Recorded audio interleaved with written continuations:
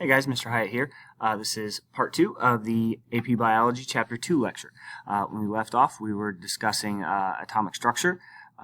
Hopefully you remember basically from chemistry that the way that an atom acts is based on what its electrons do. Where are the electrons, how much energy do they have, and all those types of things. Probably the most important electrons in that process are the valence electrons, and those are the electrons that are the farthest out. They're the furthest from the nucleus, and they're the closest to any other atoms that might be available for bonding. So it's important that we understand the octet rule, and essentially the octet rule states that most atoms are stable when they have a full outer shell, when they have a full shell of valence electrons. For most atoms, that's going to be 8 electrons. Of course, there's always an exception.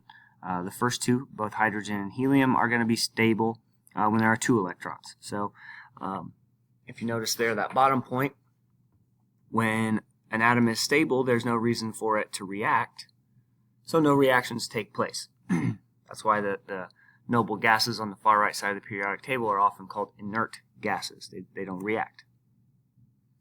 Here's kind of showing the electrons, the Lewis dot structures of the electrons of the first few elements. Notice 2, 2, 2, 2, 2, 2. We end up with 8 electrons in the valence shell here in everything except for the first row. Just a quick review of bonding. We'll go through the different types, but a chemical bond, when we say bond, we mean a connection. Are we sharing electrons or are we trading electrons? Depends on the type of chemical bond. But we're talking about how we're connected. So which type of bond is going to form it is going to all depend on those valence electrons. If the number is near 4, we're going to get a covalent bond. If the number is not near 4, we're going to get an ionic bond. We'll see more about that here in just a second. So here are our 4 bond types. We've got 2 types of covalent bonds, polar and nonpolar. Then we've got our ionic bonds, and then the last type is hydrogen bonds. We'll go through those pretty quickly at the end. So nonpolar covalent are going to be when electrons are shared equally between atoms. Notice it's a really strong bond. Things like carbon-hydrogen bonds that we have millions of in our bodies use nonpolar covalent bonds. But essentially we're talking about one electron buzzing around 2 nuclei. And so they're going to share that electron equally. In chemistry, I'm sure you learned about single, double, and triple bonds. We might be talking about 2 electrons, 3 electrons, 4 electrons, 6 electrons buzzing around 2 nuclei, but that always in increments of 2. That's where our nonpolar covalent bonds come in. Like I just said, always involves an increment of 2, involving pairs of electrons. Here are some examples of those. A hydrogen-hydrogen bond. You see that the 2 electrons are at the cross section here, showing that those 2 electrons are going to buzz around both nuclei. So it may be in a figure 8 form, something along those lines. That's where those orbital shapes start to really come through and make sense. In oxygen, of course, it's going to be much more complex. We're going to see some dumbbell shapes and things along those lines. And then just some more examples kind of those nonpolar covalent bonds. Contrast that with polar covalent bonds, like in water, where they're not shared equally. They're going to spend more time around one of the atoms than they're going to spend around the other.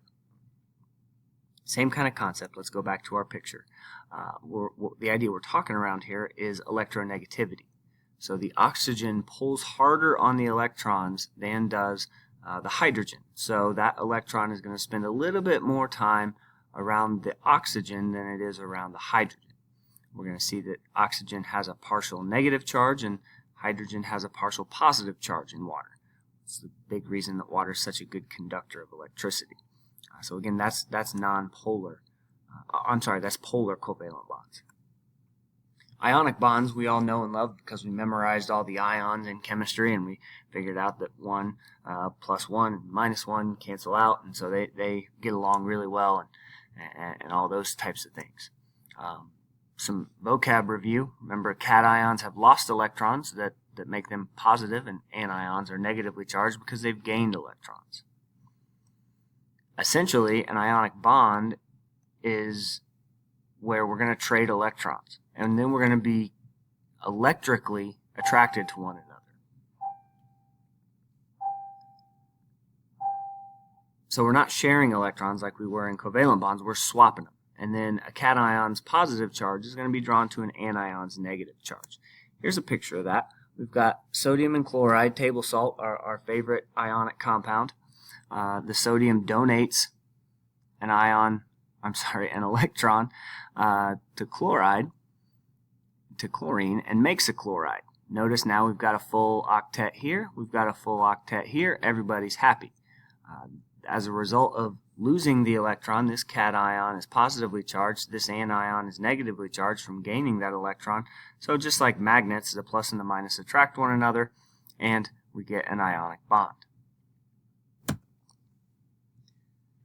Sorry about the text running off the slide here, but a hydrogen bond is going to be, excuse me, where we get that partial negative charge that I talked about with water, and we get a hydrogen bond weakly attached to that. You've probably heard of hydrogen bonding in Biology 1. That's what connects our strands of DNA. This bottom point here can be a really strong force if there are a lot of hydrogen bonds. So a lot of really weak bonds add up to a decently strong bond. Here's a picture showing our hydrogen bond between the partial positive of this hydrogen and this partial negative of the nitrogen. Again, this by itself would be a weak bond, but if we did this a whole bunch of times, it can add up to a relatively strong force.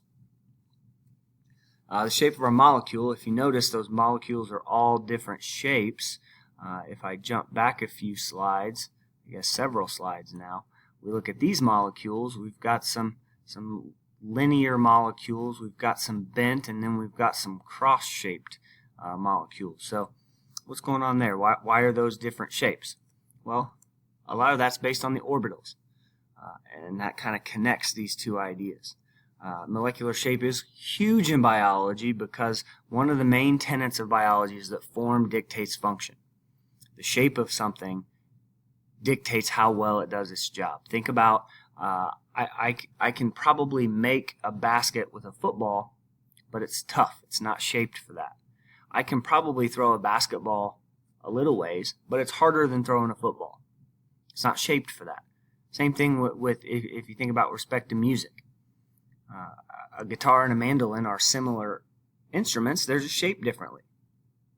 So they make different sounds. It's tough to make one sound like the other. Here's kind of our molecular shape. Notice, look at this. Same shape, same structure here. Overall molecule, different shape. Active site, key site is the same. Check out how that affects our cells. Normal endorphins are things that we go through on a normal basis. Morphine is a drug that we use to block pain. So it uses that same active site, the same receptor. It's like a lock and a key, and it allows that morphine to enter our cells and to affect our cells in the same way that a natural endorphin would. Bringing it back to chemistry, when we do chemical reactions, we're making and breaking bonds. Whether we are making and breaking covalent or ionic, doesn't matter. We're not destroying matter, we're rearranging it. We don't want to violate the laws of nature. This stuff, for sure, is review. Remember that the reactants are going to be on the left side, the products are going to be on the right side. Probably more accurately, I should say the reactants are what you start with, products are what you end with, because we know that there are reversible reactions and all of those sorts of things. Of course, you should still be able to balance equations and all of those sorts of things. And here's our double-sided arrow talking about equilibrium. Now, equilibrium is a huge idea in biology, kind of a big idea in chemistry.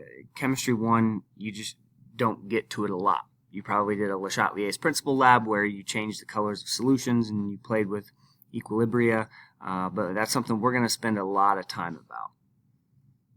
So, in summary, these are the things that you need to make sure that you know. Element, what's an element, what's a compound, what's the difference between a macro and a micro element, atomic structure, isotopes, valence electrons, chemical bonds. Those all sound a lot like Chem 1 ideas that hopefully you remember. If you've noticed, we've gone from really small and we've been building up. And that's going to continue in the next lecture where we'll take the things that we've built now and we'll build onto macromolecules and things along those lines. So that's the end of Chapter 2.